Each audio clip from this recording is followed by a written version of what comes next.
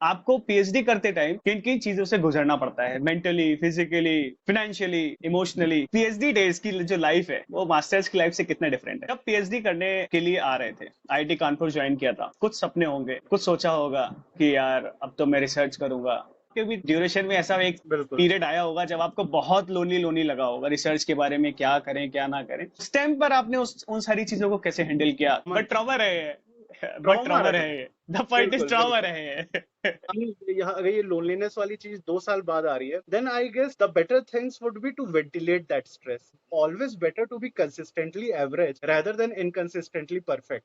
मेरे रिजल्ट्स भी नहीं आ रहे थे, my relation with my guide wasn't at the best. This is my 5th year. I'm wrapping up my thesis work, but the funny thing is that I still have 0 publications.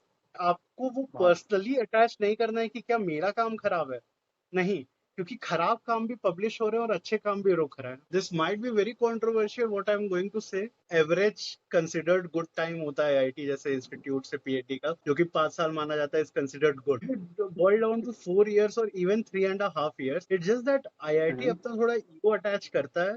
We have had seniors और people in our hall that we have seen कि 10 साल 11 साल तक लोग कर रहे हैं। Hardest part is IITs में अगर आपका थीसिस 5 साल के ऊपर जाता है, you would get 10,000 per month. ये फाइनेंशियली कितना स्टेबल फील्ड है। It is not their fault at all, it is not the supervisors for fault at all. जो सफर करने वाला होगा वो सिर्फ और सिर्फ एक पीएचडी स्टूडेंट होगा फाइनेंशियली। इंडिविजुअल चाहे उसकी शादी हो, चाहे उसका फैमिली हो उसको देखभाल करने के लिए, कोई फर्क नहीं पड़ता। Doesn't matter. उसको सिर्फ 8 से 11 हजार मिलेगा। On a PhD journey, you have to be mentally prepared that this is not financial independence. तो चलो पूछ लेता हूँ, मैं डायरेक्टली पूछ लेता हूँ, पीएचडी के बाद क्या? Being honest with my audience, being honest with you, I'm clueless as hell right now. I don't know what I really want to do. मैं तो ये बोलूंगा कि भाई देखो, सब्जेक्ट को प्यार करने से कुछ नहीं होता है। Research methodology is very different thing. सफर खूबसूरत नहीं रहेगा, बहुत ही टर्बुलेंस रहेगा, रिजल्ट्स नहीं आएंगे, गाइड से डांट पड़ेगी, और to be honest you would be push till the point where it really makes you question you again कि do you really want to do it. मतलब फैमिली में mummy teacher, papa professor, BSc MSc statistics, ये gym कहाँ से आया बीच? I guess लड़कियों को impress करना था। What do you think, what is more दिक्कत वाला पार्ट, लिफ्टिंग पीआर और publishing a paper? Publishing a paper any day. Hi everyone, welcome to the physics and STEM talks. मैं हूं आपका होस्ट वैभव शर्मा, एंड आज हमारे जो गेस्ट हैं वो है ओजस्वी राजपूत। ओजस्वी राजपूत ने अपना बीएससी बनारस हिंदू विश्वविद्यालय से किया है, फिजिक्स मैथमेटिक्स एंड स्टैटिस्टिक्स से। फिर उन्होंने अपना एमएससी स्टैटिस्टिक्स में ही बीएचयू से ही किया। देन ही move on to the research और उन्होंने ज्वाइन किया आईआईटी कानपुर। मुझे आज भी याद है जब ये पहली बार हॉल 7 के गेट पर आए थे, मैंने इनको देखा और लगा कि यार ये बॉडी बिल्डर कौन आ गया। वहाँ ओजस्वी सिर्फ रिसर्चर होने के साथ साथ ओजस्वी टेडेक्स स्पीकर भी रहे हैं। ओजस्वी बहुत ही ज्यादा जिम फ्रीक हैं और इन्होंने एक अपना टी शर्ट का स्टार्टअप किया था और जिसका उनका टैगलाइन था अहम आस्मी योद्धा। तो आज हम इसके पूरे करियर के, पूरी लाइफ के और साथ साथ रिसर्च के बारे में जो ये कर रहे हैं उसके बारे में बात करेंगे। पहले तो मैं ये जानना चाहता हूँ जिसमें कि तुमने अपना मास्टर्स और बीएससी मतलब अप्रोक्सीमेटली 5 इयर्स बीएचयू में बताया, फिर उसके बाद अभी ऑलमोस्ट 5 साल हो चुके हैं आईआईटी कानपुर ज्वाइन किए हुए। You are going to finish your PhD very soon, है ना? तो एकेडमिकली और कल्चरली सबसे बड़ा डिफरेंस बीएचयू से कानपुर में क्या लगा? So first of all, thanks for having me here, and I definitely feel कि by the end of this interview, this would be fruitful for people that would be watching this. And now coming to your question, as you asked, the first and foremost thing is the dependency. I feel BHU में अगर एक average student है तो उसे खुद syllabus के बारे में इंटरेस्ट लाना पड़ता है, खुद किताबें फिगर आउट करनी पड़ती है। एंड मैं ये नहीं कह रहा हूँ all the faculty, but rarely कोई फैकल्टी होती है जो अलाइन करते हैं उस स्टूडेंट्स के इंटरेस्ट के साथ। बट जब वो जंप एक बीएचयू जैसी सेंट्रल यूनिवर्सिटी से बिग लीग आईआईटी में हम लोग आते हैं तो फिर समझ आता है कि यहाँ पूरा गेम एकदम अलग है। यहाँ पे आपको समझ आ रहा है कि आपके बैचमेट्स भी उतने ही ज्यादा एंथुसियास्टिक हैं। आपको समझ आ रहा है कि आपकी फैकल्टी, अगर आपका गाइड बहुत हेल्पफुल है तो वो चीजें बहुत वेल अलाइंड रहती है टुवर्ड्स योर गोल। सो दूसरा जो मेरे को लगता है कि बड़ा डिफरेंस रहा वो कल्चर का डेफिनेटली रहा कि वहाँ पे चीजें एक बबल में रह जाती हैं, but in IIT you can see different people excelling in different field, which you can take away and use that as a personal motivation कि हाँ मैं ये भी कर सकता हूँ क्योंकि अगला बंदा भी इतनी ग्रिट रख रहा है या इतने इतने जील से वो चीज अपने रूटीन में ला रहा है. तो जब मास्टर्स कर रहे थे स्टेटिस्टिक्स में तब नहीं लगा कि यार अब बहुत पढ़ाई कर ली, अब रुक जाना चाहिए, क्या पीएचडी करने जा रहा हूँ? तो वो पीएचडी क्या पहले से सोच रखा था? सबसे पहले ये भी बता देता हूँ जो लोग ये एपिसोड देख रहे हैं, ओजस्वी के जो फादर है वो एचओडी है इस टाइम पर डिपार्टमेंट ऑफ एग्रीकल्चर के। ओजस्वी की जो माता जी है वो रिटायर्ड टीचर हैं हिंदी और संस्कृत की। तो ओजस्वी पहले से ही बहुत ऐसे बैकग्राउंड से आते हैं जहां पर शायद रिसर्च के बारे में थोड़ा बहुत अंदाजा होगा इनको करने से पहले। सो इसलिए मैं पूछना चाहता हूँ कि रिसर्च क्यों किया फिर? Definitely as Vaibhav pointed it out, वो एक्चुअली अगर आपके घर में वो एक कल्चरल नॉर्म बना रहता है कि एकेडमिया एकेडमिया एकेडमिया, देन आप बहुत यंग एज से ही समझ जाते हो इसका प्रोज और कॉन्स क्या है. एंड उसके अलावा आई ऑलवेज फेल्ट कि I am the kind of person जो बहुत हायर अथॉरिटी अगर मेरे ऊपर हो तो मैं काम ना नहीं कर पाऊँ, which is generally the seen in a corporate world. Again, I'm not trying to shame that field, but I just felt this is not something I would want. Also, secondly, बहुत ही early age से I started teaching itself. तो वो जो interest रहता था वो पढ़ाने के बाद जो डोपामीन हाई होता था, मेरे को लगता था okay this is something I really want to pursue. And definitely I wasn't very sure कि I want to do it with statistics, but as I progressed through BSc and talked to my seniors and as well, I realized okay statistics is something which is the next big thing. Also I feel data is the new oil, right? तो मेरे को लगा कि combining this subject according to my interest in academia would be fruitful for me, and thus the choice of PhD was definitely made. एक चीज है कि जैसे अगर मैं ग्रेजुएशन में होता तो स्टेटिस्टिक्स में रिसर्च या फिर मैथमेटिक्स में रिसर्च मेरे दिमाग में कोई टॉपिक ही नहीं आता। जैसे फिजिक्स है, फिजिक्स में मैं रिसर्चर हूँ तो मेरे दिमाग में पहले से कुछ कुछ टॉपिक्स थे, हाँ ठीक है इसमें हम रिसर्च कर सकते हैं Right, या फिर थोड़ा सा एक्सपेंड कर सकते हैं। तो जब भी हम मैथमेटिक्स और स्टेटिस्टिक्स की बात करते हैं तो कुछ भी टॉपिक नहीं समझ में आता है कि इसमें क्या रिसर्च कर रहे होंगे लोग, कि मतलब क्या इसमें भी रिसर्च करते right, हैं? तो right. थोड़ा सा जो लोग इस सब चीजों से अनफेमिलियर है तो क्या तुम लोगों को थोड़ा सा बताओगे कि स्टैटिस्टिक्स में किस किस टाइप का रिसर्च होता है और स्पेशली बिल्कुल जो बिल्कुल. तुम्हारा रिसर्च है वो कैसे कोरिलेट करता है रियल वर्ल्ड से? Right. So I feel till MSc I was also one of those clueless kids कि मुझे ये तो था कि मैथमेटिक्स या स्टैट से PhD करनी, बट क्या करूंगा I didn't really have a clear picture of it. But again I feel life is a flow and once you eventually get into it चीजें figure out होने लगती है. I guess this was during my coursework I realized okay these are the some of the fields जिनका real life application and in field के हिसाब से depending मेरा क्या interest है. Again mathematics, if you talk about core field, it's very tough to actually give you a gist कि ये काम हो रहा है या ये काम हो रहा है. अगेन वो चीज कोर के बंदों का इंटरेस्ट अलग रहता है, but again when it comes to the applied section you understand okay so that's where our theorems were getting used and that's how the stock market prediction is being happened. That's how next word prediction is being happened. वो चीजें आपको बहुत attract करती हैं. Now coming to my field, since I was always that core guy I would say मेरा applied की तरफ बहुत इंटरेस्ट नहीं रहा. However okay. If you are not being really of the field, my sister she was also in statistics but she chose a applied field because that's what amazed her. So I would suggest कि हाँ। अगर आप बहुत उस young age में हैं तो आप बस ये चीज पे बिलीव करो okay this is my interest. अगर मैं इसमें स्टिक रहा, मैंने वो वर्क एथिक पुट किया जो बीएससी एमएससी में एक एवरेज स्टूडेंट या फिर बीटेक एमटेक में एक एवरेज स्टूडेंट को रिक्वायर्ड है, तो वो अपने आप फिगर आउट हो जाती है. रही बात मेरे पीएचडी टॉपिक की, this is something regarding discriminating between several distributions. Long story short, एक जिस्ट अगर बताना पड़े, I guess physics वगैरह में भी normal distribution आप लोग use करते हो, right? A bell-shaped distribution which is perfectly symmetrical, right? But the thing is कि normal is not the only distribution which is bell-shaped. There are other distributions as correct well, correct. such as Cauchy. Now the thing is कि real world में हमारे पास data आता है, हम data से decide करते हैं कौन सा डिस्ट्रीब्यूशन होगा. बट अगर वो डेटा ओके। दोनों डिस्ट्रीब्यूशन का सेम फिट दे रहा है, then it's a real question कि which distribution should we actually choose for. Because अगर आप distribution A choose कर रहे हैं, then you are committing some mistakes जिसे हम कहते हैं model misspecification. Because सारी हाँ। inference फिर वहाँ पे proceed होगी. And that's something we don't want. We want to commit as less error possible as it can be done. So this is what I would feel ki closely relates with my topic.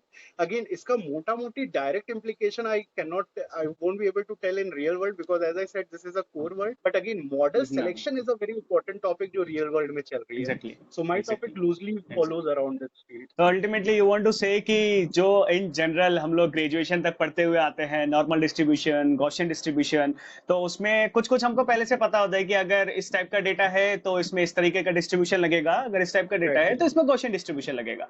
लेकिन जो आपका research field है वो इस पे है कि आपके पास जो डिफरेंट डेटा आते हैं आप उनको टेस्ट करते हो डिफरेंट डिफरेंट डिस्ट्रीब्यूशन के साथ, और उसके जो मिस स्पेसिफिकेशन है आप उसको टेस्ट करना चाहते हो, right? Am I Exactly, right? exactly. It's yes, okay. very true. Like it's something two-folded that we are trying to approach. First, forming some methodology how to discriminate between those two distribution, and secondly, what are the error that one person would be committing if they go for the wrong distribution. So, okay so बहुत ज्यादा मैं PhD के बारे में discussion नहीं करूँ, it is a very depth topic, uh, दिखता इतना सा है लेकिन ये पूरे पूरे दिन पूरी पूरी रातें निकल जाएंगी। तो the whole point of this interview is to tell the people कि पीएचडी है क्या। इट इज नॉट कि आप क्या रिसर्च कर रहे हो, बट आपको पीएचडी करते टाइम किन किन चीजों से गुजरना पड़ता है, मेंटली, फिजिकली, फाइनेंशियली, इमोशनली, बहुत बहुत बहुत एस्पेक्ट्स है इसके। तो आज हम उन सब चीजों के बारे में कुछ कुछ आपसे क्वेश्चंस करेंगे, राइट? सबसे पहले तो एक कि पीएचडी डेज की जो लाइफ है वो मास्टर्स की लाइफ से कितना डिफरेंट है? हाँ, सो आई फील कि जब तक हम लोग एमएससी में रहते हैं, हमें बता देना चाहिए कि ये पढ़ लो, ये पढ़ लो, ये पढ़ लो, ये एग्जाम आने वाला है, ये मिड सेम आने वाला है, फलाना ढिमकाना। हमारी हाँ, लाइफ बहुत वो गोल ड्रिवन छोटे छोटे चीजों से हो जाती है। But when we come to PhD, it's like a vast field. हमें हमें बहुत दूर हम देख रहे हैं कि एक पीएचडी की डिग्री है, बट वहां से वहां जाना कैसे हमें नहीं पता। डेफिनेटली छोटे छोटे माइलस्टोन है, कोर्स वर्क, कॉम्प्रिहेंसिव, सोटा, but again we don't have any clue कि कैसे होने होने वाला है। एंड सबसे बड़ा डिफरेंस यही है कि हमारी डिपेंडेंसी खुद पे बहुत ज्यादा बढ़ जाती है। फिर हमें फिगर आउट करना पड़ता है कि क्या टॉपिक लें, हमारा गाइड कौन सा हो, हमारा लिटरेचर रिव्यू कैसे प्रोसीड कर रहा है। And secondly, as you said, PhD journey I feel is very subjective. हर दूसरे बंदे की वो पीएचडी जर्नी बहुत अलग होगी, बट जो करेक्ट, मोस्टली बिल्कुल बिल्कुल। जो जो कोर वैल्यू है वो यही है कि this is a journey where you have to put on really big work ethic. आपको एक्चुअली बहुत जल्दी श्योर हो जाना चाहिए कि आपको पीएचडी ही करना है। If this is something you want do something very light heartedly, एक पैर रख के चलाना है, दूसरे पैर पे दूसरी नाव चलानी है, then I would suggest it's high time that you really get your goals clear, कि what you actually want in your life. Because PhD, exactly especially exactly. from an institute like IIT, I don't think आप उसको part time जैसा treat कर सकते। Correct correct. तो ultimately मैं यही बोलूंगा कि इन जनरल जो पीएचडी का लाइफ है वो गॉसियन डिस्ट्रीब्यूशन फॉलो करता है, राइट? 95% तो वो साइंस सेंटर में ही आ जाएंगे, बाकी इधर उधर का कुछ नहीं, एक्सेप्शन होगा तो पता नहीं। बिल्कुल बिल्कुल करेक्ट। बिल्कुल। True true, very nicely said. Tell me one thing, जब पीएचडी करने के लिए आ रहे थे, आईआईटी कानपुर ज्वाइन किया था, कुछ सपने होंगे, कुछ सोचा होगा कि यार अब तो मैं रिसर्च करूंगा, क्योंकि आई नो मास्टर्स में रिसर्च एक्सपीरियंस अगर होता है तो दैट वुड हेल्प, लेकिन masters research experience is very different from the PhD research experience. Very true. तो जो उस टाइम पर सोच के आए थे और जो अभी हुआ पिछले 5 सालों में, क्या लगता है कि जो सोचा था वो मैंने एकदम सही सोच के समझ के मैं पीएचडी ज्वाइन किया था, या फिर बहुत ही नाइफ बच्चा था मैं, क्या सोच के आया था, मेरे साथ क्या हो गया, ये ऐसा वाला फील आया? आई वुड फील कि स्क्रिप्ट पूरी 180 डिग्री फ्लिप हो जाती है। आप कुछ सोच के कुछ अलग, आपके दिमाग में गोल रहता है, कुछ अलग एक्सपेक्टेशन रहती है। लगता है कि करण जौहर का सेट होगा पीएचडी अच्छे इंस्टीट्यूट में, लेकिन बहुत जल्दी समझ आता है कि वो अनुराग कश्यप की कोई डार्क थ्रिलर मूवी है। आपको समझ नहीं आ रहा है कि लाइफ कहाँ चल रही है। But yeah, long story short, as I said, कि if you have certain goals in your mind कि throughout ये छोटी छोटी चीजें करनी है, तो eventually वो click in कर जाती है। Again, I would say this is very subjective, because आप प्रॉब्लम क्या चूज कर रहे हो इस पे बहुत इंडिविजुअल डिसीजन बॉयल डाउन हो जाता है। क्योंकि आप ये नहीं एक्सपेक्ट कर सकते कि प्रॉब्लम है और आपको अच्छी लग रही है और अपना ईगो अटैच कर लिए, और वो प्रॉब्लम वाकई टफ है, तो यू कैन नॉट एक्सपेक्ट कि आप 3-4 साल वही प्रॉब्लम पे घिस रहे हो और उस पे आप काम करो। At the same time you correct. Would want something very relevant at the same time you would want something to work on जिसपे आपको पता हो कि ये कैसे रोड मैप इसका प्रोसीड करेगा. But yeah hmm, I would suggest have some big goals, have some big pictures in your mind कि ये ऐसे ऐसे हमको पीएचडी जर्नी अपनी प्रोसीड करनी है. But again don't try to how to say this, don't try to put all of your journey very finely tuned to certain parameters, क्योंकि parameters बदलते रहेंगे. हर 2 हफ्ते में आपको लगेगा कि अरे शिट, अब लाइफ बदल रही है, अब लाइफ बदल रही है. तो I would suggest don't major in minor things, but major in major things. अगला क्वेश्चन इसी से रिलेटेड था कि PhD is not all about, जो हमको एक पीएचडी को एक नेम दिया जाता है पीएचडी स्टूडेंट. तो फर्स्ट ऑफ ऑल स्टूडेंट की जैसे ही हम लगा देते हैं हमारे दिमाग में एक चीज आती है कि कोर्स है, पूरे सेमेस्टर पढ़ाई करो, एक मिड सेम होगा, एंड सेम होगा, पास हो गए, डिग्री मिल गई, बात खत्म. ऐसे ही इंडियन पेरेंट्स या फिर most of the Indian parents को ऐसा ही लगता है कि हमारा बेटा पीएचडी कर रहा है, या फिर रिलेटिव्स को लगता है हमारा भांजा भतीजा जो भी या भांजी भतीजी पीएचडी कर रही है, अभी बस उसके एग्जाम होने वाले होंगे और वो पास हो जाएगी, उसको डिग्री मिल जाएगी. लेकिन और एक्चुअली जब एक स्टूडेंट आता है उसको भी इन सब चीजों के बारे में नहीं पता होता जब वो पीएचडी ज्वाइन करता है. तो एट आई वुड सजेस्ट कि सेकंड से थर्ड ईयर का जो ट्रांजिशन होता है उसमें एक फेज आता है जहां पर एक चीज का रियलाइजेशन होता है कि आपने 2 हफ्ते 3 हफ्ते क्या किया आपको पता ही नहीं, प्रोग्रेस हो रही है कि नहीं हो रही है. पेपर तो बहुत दूर की बात है, अभी लिटरेचर सर्वे नहीं समझ में आ रहा है कि मैं जो काम करने वाला हूँ उसको मैं कैसे आगे करने वाला हूँ. तो इसके बाद एक पीरियड आता है कि आप अकेले बैठे हो और आप सेल्फ एनालाइज कर रहे हो खुद को कि मैं क्या कर रहा हूँ, क्या मैं पीएचडी के लिए सही हूँ. तो ये जो ऐसे कुछ कुछ छोटे छोटे लोनलीनेस वाले पल होते हैं और जो आप अपने फैमिली के साथ डिस्कस नहीं कर सकते, 90% लोग नहीं कर सकते, 10% दे आर लकी कि वो कर सकते हैं, 90% नहीं कर सकते क्योंकि फैमिलीज को नहीं पता है कि एक्चुअली रिसर्च है क्या. उनको जिस चीज के True. बारे में होता है एक्सपीरियंस वो अच्छे से सजेस्ट करते हैं, लेकिन रिसर्च के बारे में नहीं पता उनको कैसे गाइड करना है. तो इस टाइम पे आप एकदम अकेले हो जाते हो. आपके भी ड्यूरेशन में ऐसा एक बिल्कुल. पीरियड आया होगा जब आपको बहुत लोनली लोनली लगा होगा रिसर्च के बारे में क्या करें क्या ना करें, और फिर उस टाइम पे आपको लग रहा होगा you are not making any progress, very demotivated. उस टाइम पर आपने उन सारी चीजों को कैसे हैंडल किया, क्योंकि अब 5 साल आ गए हैं तो थीसिस तो सबमिट होने वाली है. Answering this question is would be very unfair for the people जिनके traumas अलग अलग रहे हैं. Because I feel loneliness is but something but common. Trauma रहे हैं, बट Trauma ट्रॉमा रहे रहे हैं. हैं, द पॉइंट इज बिल्कुल ट्रॉमा बिल्कुल रहे हैं. बिल्कुल. So again, as I said कि the question to do or not to do वो first 2 years में आपको figure out कर लेना है. अगर आप 2 ढाई साल बाद भी सोच रहे हो कि कर रहे हो कि नहीं, तो most probably that's overthinking, trust me. क्योंकि ओके. वो फर्स्ट 2 years में आपके गोल्स तब तक अलाइंड हो जाते हैं. और कई बार मैंने देखा भी है कि ट्रू. जिन बच्चों को छोड़ना रहता है वो फर्स्ट 2 years में ड्रॉप कर लिए रहते हैं. अगर लीव कर ये देते हैं. चीज यहाँ अगर ये लोनलीनेस वाली चीज 2 साल बाद आ रही है, then I guess the better things would be to ventilate that stress. Now, when I'm saying ventilating your stress, it does mean those little things which are around your daily activities apart from your PhD work. It could be hanging out with your friends.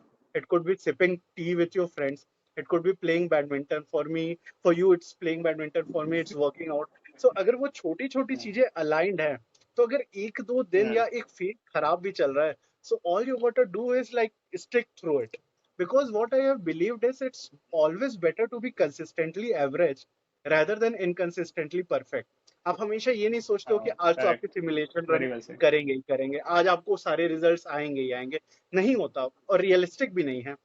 It's about the choices you make on those days जिस दिन results नहीं आ रहे, जिस दिन आपका code solve नहीं हो रहा, जिस दिन आपके गाइड से भसड़ हो चुकी है.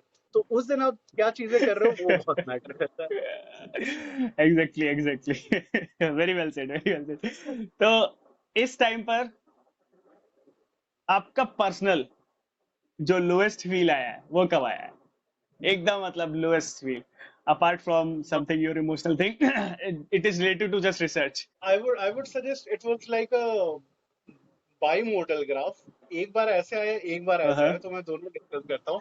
The first was Uh, definitely during coursework. Coursework के बाद जो कॉम्प्रिहेंसिव होता है, since I am not sure how the thing in physics is carried on, but in mathematics department it's uh, too tough. I guess the same thing with I know, I physics know. As well, right?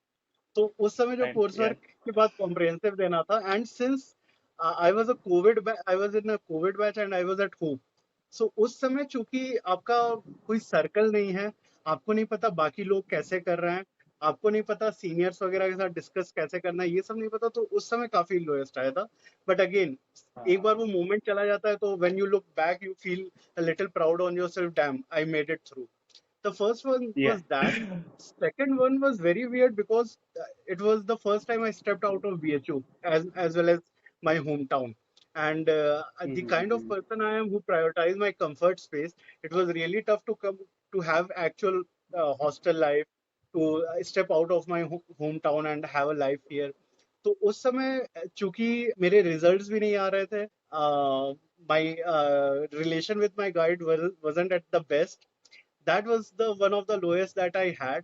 But again, I would thank the interviewer as well. I had friends like Vaibhav. I had my gym circle. I had my uh, routine. So I guess, as I said, वो आपको थोड़ा sir झुकाना पड़ता है, थोड़ा घिसना पड़ता है। जब वो एक खराब फेज से आप निकल जाओ तो फिर चीजें फिगर आउट होने फिर इन सब के बाद एक काम आता है, भाई पेपर लिखना है। लगती पेपर लिखना है, बिना पेपर लिखे पीएचडी नहीं होगी। चाहे पीएचडी कितने तो भी नहीं रूल्स आ होती। जाए, without a paper you can publish, you can submit your thesis, but it is not true in real. True, true, true. The relevance of a PhD तो student is publish on the is publication. Measured. बिल्कुल बिल्कुल। तो how difficult it is in mathematics और statistics department? I would say this is my fifth year. I'm wrapping up my thesis work, but the funny thing is I still have zero publications on paper.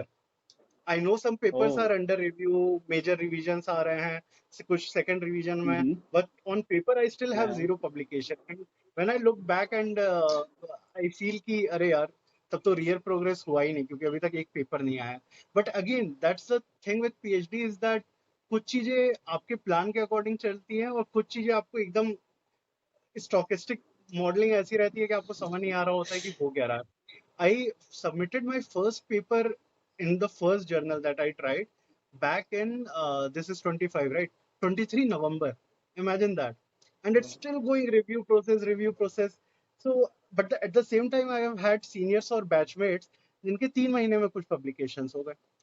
So this is something that is a philosophy of stoicism that I strongly believe is that जो चीजें आपके control में है उनके बारे में worry करो, जो आपकी चीजें कंट्रोल में नहीं है उसके बारे में आप बहुत वरी नहीं कर सकते, because the harsh reality specially इस this academia is that paper publication बहुत झेलाएगा आपको, और आपको वो बहुत। पर्सनली अटैच नहीं करना है कि क्या मेरा काम खराब है, नहीं, क्योंकि खराब काम भी पब्लिश हो रहे हैं और अच्छे काम भी रुक रहे हैं। So, to my viewers, don't judge a PhD guy with the number of publications. हो सकता है वो ऐसे काम, ऐसे बड़े काम पे वर्क कर रहा है, रिसर्च कर रहा है, जो कि अभी बिल्कुल, जर्नल को ही नहीं समझ में आ रहा है।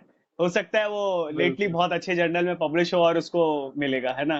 तो डोंट जज अ बिल्कुल। PhD student with their research paper. Okay, so now we come to the part कि ड्यूरिंग योर पीएचडी डेज क्या लगा ऐसा आईआईटी कानपुर में, या फिर इन जनरल जो कि इंडिया में है, मतलब IIT Kanpur is one of the representative institute for a PhD. तो ऐसा कभी लगा कि जो स्ट्रक्चर है पीएचडी का, जिस हिसाब से पीएचडी का स्ट्रक्चर डिफाइन किया गया है, कुछ फ्लॉज हैं क्या उसमें?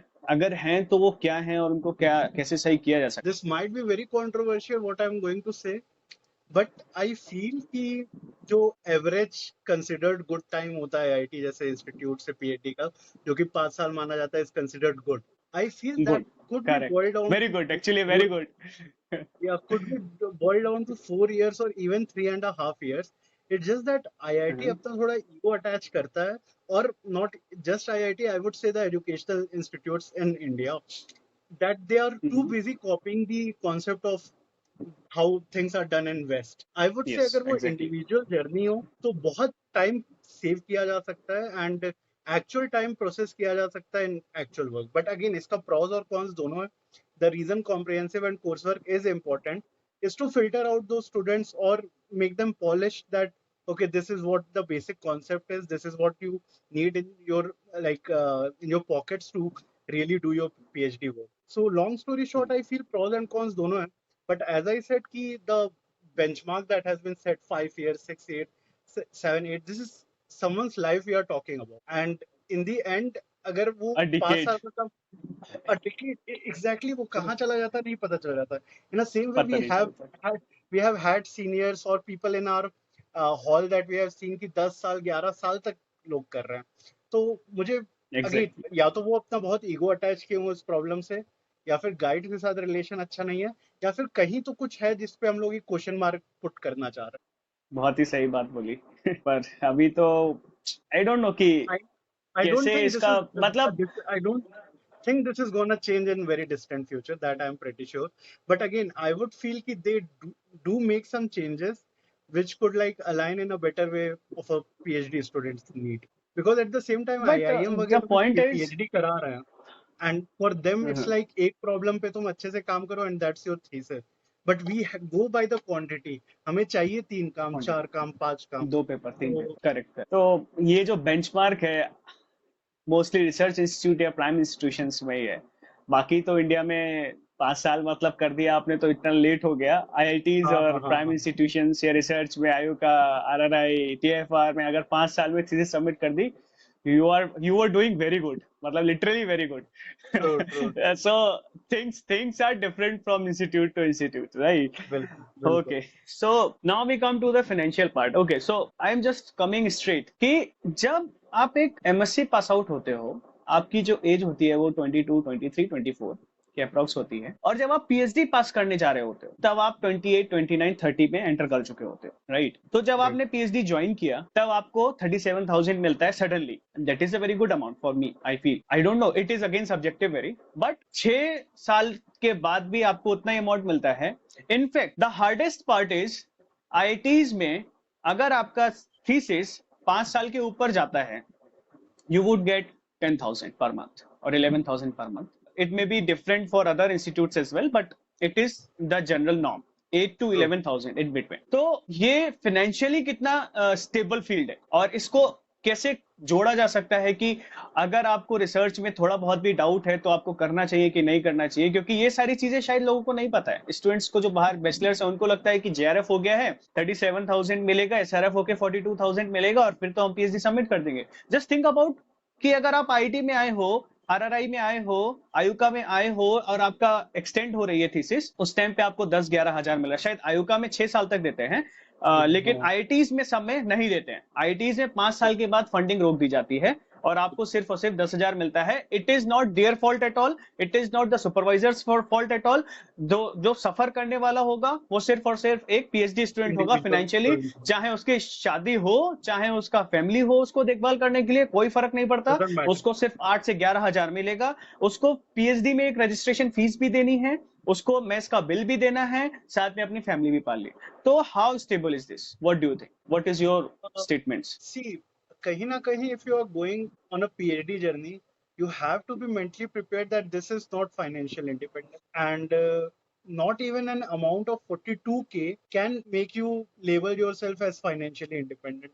Because again, the way correct. quality of living is being hampered, middle class की लाइन कहाँ जा रही है आपको नहीं पता, और जिस हिसाब से ये सब बढ़ रहा है 30, 35, 40 नहीं समझ आता है. But again it's something like a cherry on cake कि आपको अच्छी जगह से पीएचडी मिल गया और पैसा भी मिल रहा है वहां पे. But again I feel the money should not be your motivation. But yeah if you are coming from a family जहाँ पे फाइनेंशियल इश्यूज रहे हैं, and then they are looking forward कि अब मेरे घर से एक बच्चा जा रहा है पीएचडी करने जिसको पैसा मिल रहा है, then definitely that's a good thing. But again, you should be mentally prepared कि after 5 years it would come down to nothing. Especially जब आप कम 40 डाउन कमा रहे हो टू उसके बाद 10 समझ में नहीं 10 आता है. तो समझ ही वो चीज कहाँ तो है. चला. हाँ, तो आपको थोड़ा वो एडजस्ट करना पड़ेगा, ये मान के चलना पड़ेगा कि you are not doing this for money. Money is just something auxiliary here. The main goal is आओ जल्दी जल्दी अपना काम रैप अप करो, पीएचडी करो, पोस्ट डॉक करो, बढ़िया जगह ज्वाइन करो, and then really do it for money. At the same time, yes, glad you mentioned this. I feel the people who really want to make money, they can make money from money itself. Let it sing. Stock. Stock. Exactly. Stock, teaching, investment, हजारों चीज है. अगर anything. आपको वाकई anything. पैसे के anything. लिए करना है तो 40 भी इनफ है अगर आप उससे कुछ जनरेट करना चाहते So we have talked about the financial thing, we have talked about your emotional things, but now we come to the relationships, not with the girl, with the family and friends. तो Right. देखो, मेरा भी जो PhD के अभी तक experience हुआ है, मेरा भी 4 साल खत्म होने वाला है, I am entering into the fifth year, कि जब आप पीएचडी में होते हो तो आप अपने पूरे दिन का जो रूटीन है वो आप इतना बिजी हो जाते हो कि आपके पास टाइम नहीं होता है कि आप किसी भी फ्रेंड को उठाओ, कॉल करो। फैमिली ही एक ऐसी चीज है जिससे आप डेली कॉल करते हो, डेली बात करते हो, वो आप नहीं स्किप कर सकते और ना ही करेंगे कभी भी। लेकिन नो डाउट फ्रेंड्स और Mhm. रिलेटिव्स, ये दोनों तो छूट जाते हैं। तो क्या आपके साथ भी ऐसा हुआ? मेरे साथ तो हुआ कि फ्रेंड्स को ऐसा लगता था कि मैं आया हूँ इधर, अब मैं ईगोइस्टिक हो गया हूँ, आईटी से पीएचडी कर रहा हूँ, तो अभी थोड़ा सा ईगो आ गया है और अब ये हमको फोन नहीं करता या बात नहीं करते। काफी लोगों को ऐसा लगा, मेरा एक इमेज इस तरीके से फॉरवर्ड हुआ। क्या आपके साथ भी ऐसा हुआ कि आप भी अपने दोस्तों को नहीं कांटेक्ट कर पा रहे थे, तो उनने भी थोड़ा सा इस तरीके का कुछ स्टेटमेंट पास किए? I would feel I always am the kind of person who always had a very reserved circle of people, and you hmm, should be really cautious about whom you are calling friend. You should be very wise to know where to draw the line of calling someone friend, batchmate, co-worker, neighbor. ये terms आप mix नहीं कर सकते हो. And also I feel if someone is really a friend, उसको इस बात से फर्क ही नहीं पड़ना चाहिए कि ये बंदा कितनी बार कॉल कर रहा है. All it matters is once you call them, do you people go back to the original bond you had? And for me, that's what friendship is. And I feel आप कहीं से भी आप अगर तप रहे हो और कहीं भी ऊपर जा रहे हो, तो लोग छूटेंगे. आप थोड़ा mentally prepared हो. You cannot please everyone. Please the people who really, really matter to you. And in that case, I would say that comes down to your family, your siblings, if you have a better half, and some very selected few friends, which I always had, and I had no difficulty personally कि ऐसे ताने मार रहे हैं, जो ताने मार रहे हैं फिर वो दोस्त नहीं रहे. तो चलो पूछ लेता हूँ, मैं डायरेक्टली पूछ लेता हूँ, पीएचडी के बाद क्या? बहुत बहुत कॉमन क्वेश्चन है, बहुत कॉमन क्वेश्चन है, पीएचडी के बाद क्या? आई फील ये जो 2 सेकंड का पॉज था उसने बहुत ये कुछ बताया बहुत है। एक्चुअली बहुत एक्चुअली कुछ बताया है। Actually I would say again, going back to that 22, 23, 24-year old Ojasvi, who just wanted to do a PhD from a good institute, get a PhD degree. जब वो चीजें कई बार आप प्लान करते हो चीजें और फिगर आउट भी हो जाती है, बट जब वो मिल जाता है तो वो ट्रॉफी लेके आप पीछे देखते हो और फिर आप रियलाइज नहीं करते हो अब क्या करना है. So again, being honest with my audience, being honest with you, I'm clueless as hell right now. I don't know what I really want to do. But the good thing is the fair thingy. So I would maybe go for that and use that as a buffer period. कि पैसा मिलते रहे तब आदमी सोचता है थोड़े आराम से. सोचने का अनएम्प्लॉयड होके सोचना ज्यादा बुरा लगेगा. तो for timing, I think the fair thing is what I want to go for. And if things are aligned, I might apply for some postdocs. But yeah, the end goal has always been the same: giving back to the university that gave me, giving back to the place that gave me, and I want to go back to BHO and join there. BHU में professor, सही है, legacy, father भी वहीं थे तो बेटा भी वहीं बस आएगा ना। that's my great Roman circle, great Roman empire. घर भी वही है। घर भी वही है.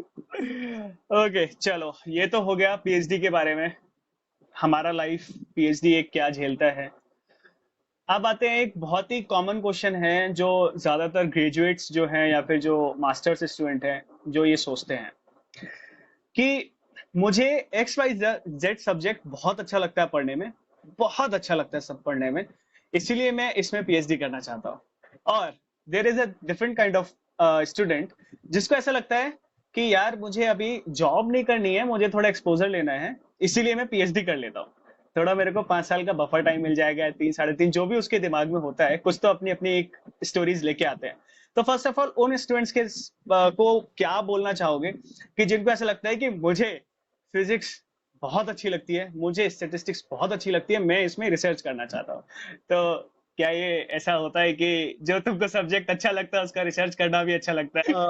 I would say most of the time that's true, because in the end, the sole thing that would be driving you towards your PhD is the interest.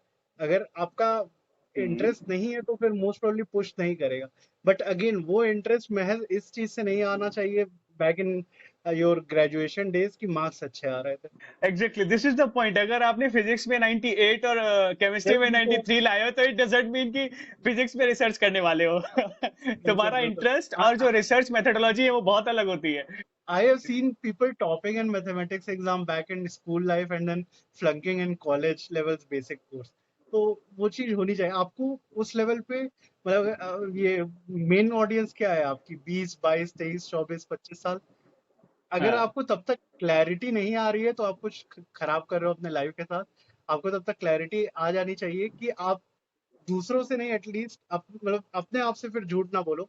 आपको पता हो आप कितने पानी में हो. But yeah if that's genuine interest 10 on 10 recommendation, pursue that field, get a good PhD from a good institute, and life is a great thing after that point. आह, मेरे थोड़े से अलग विचार हैं. पर ठीक Sure. है. नहीं अगेन नहीं इट इज बिल्कुल. सब्जेक्टिव. मैं तो ये बोलूंगा कि भाई देखो, सब्जेक्ट को प्यार करने से कुछ नहीं होता है. Research methodology is very different thing. ठीक है, क्योंकि true true. Once you get to physics the अगर अगर डेप्थ तुम, ऑफ इट चीजें काफी बदलती है. सही बोला. क्योंकि द क्वेश्चन इज, अगर आप फिजिक्स में रिसर्च करने आ रहे हो ना, और अगर आपको थर्मोडायनेमिक्स अच्छा लगता है तो फिजिक्स में आप रिसर्च नहीं करने वाले हो, आप थर्मोडायनेमिक्स में रिसर्च करोगे. ठीक है, और हो सकता है कि जब थर्मोडायनेमिक्स की आप रिसर्च करने जाओगे तो हो सकता है उसकी जो मेथोडोलॉजी है वो पल्ले ही ना पड़े, क्योंकि आपने तो सिर्फ फॉर्मूला और उसका एक डेफिनेशन याद करके आए थे. आपको ये पता ही नहीं है बिल्कुल रिसर्च कैसे करनी है. तो जो इंटरेस्ट है ना वो आता है एक्सपोजर से. यू हैव टू एक्सप्लोर, बहुत सारी चीजें एक्सप्लोर करनी पड़ती हैं, उसके बाद आपको सच में समझ में आता है हाँ ये वाला जो मेथोडोलॉजी है ये मेरे इंटरेस्ट का है. तो जब रिसर्च पे आ जाते हैं उसके बाद फील्ड में किस में इंटरेस्ट था उससे ज्यादा मैटर ये करने लगता है कि इस मेथोडोलॉजी में मेरा इंटरेस्ट आ रहा है, कि इस प्रॉब्लम को अगर इस तरीके से टैकल करने को मिलेगा तो आई वुड बी हैप्पी. जैसे different. Simplest thing, theory pen paper पे सॉल्व करना चाहते हो या खड़े होकर एक्सपेरिमेंट में तुम करना चाहते हो, यही नहीं पता. फिजिक्स में रिसर्च करने आ रहे हो, थ्योरी में करना है, सिमुलेशन करनी है, एक्सपेरिमेंट करना है, नहीं पता. सब चीजों का एक्सपोजर लेना होता है. और पीएचडी के फर्स्ट ईयर में या फर्स्ट एंड हाफ ईयर में you have to decide whether you want to do a PhD as a theoretician or as a experimentalist और एज अ सिमुलेटर, जो भी सिमुलेशन में करना है, या फिर बिल्कुल. मेरी तरह ऑब्जर्वेशन में डेटा एनालिसिस करना है. तो नहीं पता, करने को सब फिजिक्स है. ट्रू तो ट्रू. इंटरेस्ट कुछ भी होता है, यहाँ के असलियत पता चलती है कि नहीं भाई बहुत अलग है.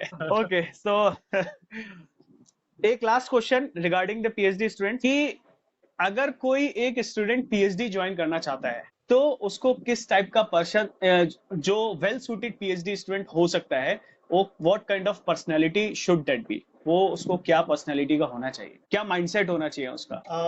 आई feel first thing first patient और टेम्परामेंट होना चाहिए. Completely agree. And you should be mentally prepared as we have talked back few minutes back कि सफर खूबसूरत नहीं रहेगा. बहुत ही टर्बुलेंस रहेगा. रिजल्ट्स नहीं आएंगे. गाइड से डांट पड़ेगी. और to be honest you would be push till the point where it really makes you question you again कि do you really want to do it. तो टेम्परामेंट और patience is always number one. Second is as I said work ethic बहुत matter करती है क्योंकि PhD is something आपको हर दिन थोड़ा थोड़ा वर्क पुट इन करना ही पड़ेगा specially on the days when things are not going according to your favour. And definitely interest वाली बात तो आपने कर ही ली है. तो या these 2 to 3 pillars are something that is really important about. एक चीज बस मैं और ऐड करना चाहूंगा, बिल्कुल. कि जब भी पीएचडी करने आते हैं ना तो एवरीवन थिंक्स लाइक कि लैब आवर्स 9 to 5 में बच्चा करता है पढ़ाई और उसके बाद तो मस्त चिल ही चिल, एंजॉय एंजॉय. तो पीएचडी में देखो ऐसा नहीं होता है. ऐसा भी हो सकता है आप सुबह 11 बजे 12 बजे 1 बजे उठो और रात में आप काम कर रहे हो.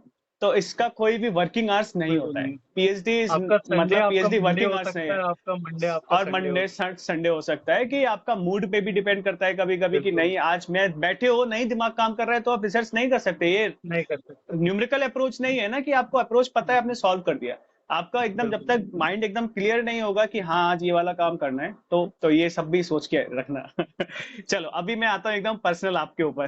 तो क्योंकि इंटरेस्टिंग स्टोरी है.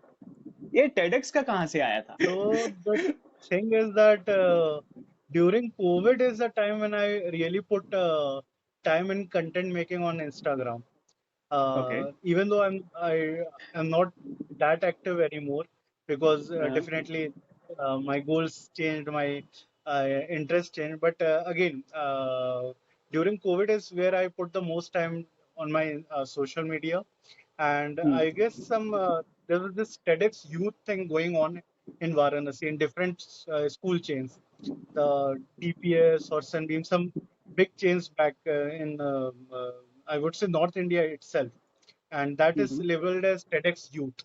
So it's slightly different than TEDx because TEDx is Okay. obviously the big chain, and TEDx हाँ. Youth is like a sub part of it where they conduct Okay. these talks in the school levels, right? Oh, So okay, nice. definitely, I was a alumni. I would say that was a leverage there. But someone from Okay. the school itself contacted me, seeing my social media profile, and they Hmm. contacted me because again, I feel where I am different than most of the fitness influencers is that I'm very different about my approach is that I don't say कि आलू वगैरह मत खाओ चावल वगैरह में मत खाओ all I believe is that वो sustainability आप पकड़ो आप अपना Yeah. फेवरेट मील खाते हुए भी अपना गोल अचीव कर सकते हो आपको बस प्रायोरिटाइज करना है कुछ चीजें तो I guess that Hmm. All made me land up that TEDx thingy and TEDx the youth. topic itself was very attractive is that how to eat more and lose more so yeah that's how that TEDx thingy happened तो TEDx सुन लो सब है ना research पे नहीं है TEDx बिल्कुल नहीं बिल्कुल नहीं न्यूट्रिशन पे है न्यूट्रिशन पे अच्छा लिंक मैं डिस्क्रिप्शन में दे दूंगा जिसको भी टेडेक्स यूथ का टॉक सुनना है ओजस्वी का thank you please go lot ahead and check it out और बाकी सोशल मीडिया लिंक्स भी ओजस्वी के डिस्क्रिप्शन में मैं डाल दूंगा okay now we come to the second part gym जो कि शुरू हो ही चुका है तो जिम कहाँ से शुरू हुआ ये मतलब फैमिली में mummy teacher papa professor BSc MSc statistics ये जिम कहाँ से आया बीच में आई गेस लड़कियों को इम्प्रेस करना था लड़कियों को नहीं इम्प्रेस करना नहीं था नहीं दे, उसके लिए तो पहला गिटार पहला होता पहला है ना थॉट वो तो फिर साइंस स्टूडेंट्स काफी कम कर पाएंगे it I guess it all started with that I feel एक एज आती है जहाँ पे आपको लगता है kill the boy and let the man be born आपको लगता है yeah. कि कुछ इन्वेस्ट करे अपने में fruitful and I feel iron is that one thing that really help someone again I'm not saying कि yoga is different or cycling is this badminton is that but there's something about pure iron it really shapes you not just inside the gym outside the gym and yeah it was in class 10 when I picked up the first pair of dumbbells but again family class was not 10th very supportive yeah the first time but family was not supportive so I guess within a पहला month or पहला two पहला protein powder कब लिया था पहला protein powder I guess in BSc third year BSc 5 साल लग गए थे हाँ हाँ खुद खुद को मनाने में 3 साल लग गए थे फिर फैमिली को मनाने में और तो बट वही parents were not supportive they used to believe myths like कि हाइट रुक जाती है XYZ which now when I look back I realize how hollow they were right so yeah that's how it happened I would say but the consistency thing in the gym that's it started in college days because again college में जाके आपको थोड़ी liberty मिलती है and all of those little interests can like sneak into your routine and that's how it happened So what is your PR in deadlift? currently 240 planning to full And 250 yeah and squats?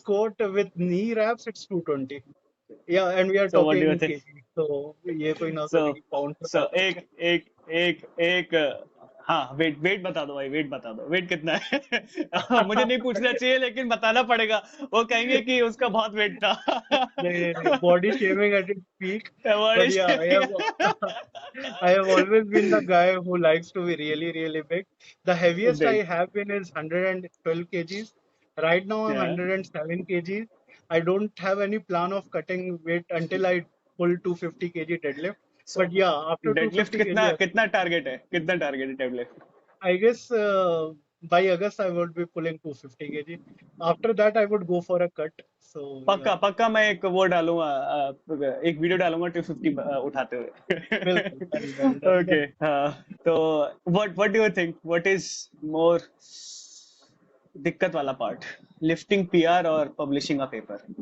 Publishing a paper any day lifting PR में अगर आप कुछ अगर आपका गोल है कोई wait और आप नहीं उठा रहे हो तो वो 100% आपकी कुछ गलती रही है। आपकी प्रोग्रामिंग नहीं अच्छी थी, आपकी डाइट अच्छी नहीं थी, आपकी रिकवरी अच्छी नहीं थी, आपकी स्लीप अच्छी नहीं थी, आपकी गलती है वो।